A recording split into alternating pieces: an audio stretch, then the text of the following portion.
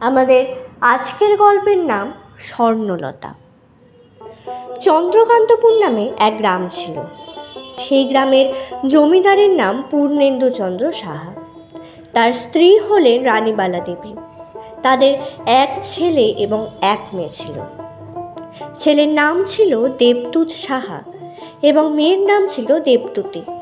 দেবদূতী পাশের এক জমিদার পরিবারের একমাত্র ছেলে দেবচৌধুরীর সাথে বিয়ে হয়।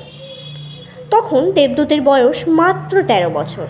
দেবদূতের যখন 21 বছর বয়স, তখন 4 ক্রোশ দূরে এক গ্রামে জমিদার পরিবারের একমাত্র মেয়ে স্বর্ণলতার সাথে তার বিয়ে হয়। একমাত্র মেয়ে, তাই খুবই আদরের।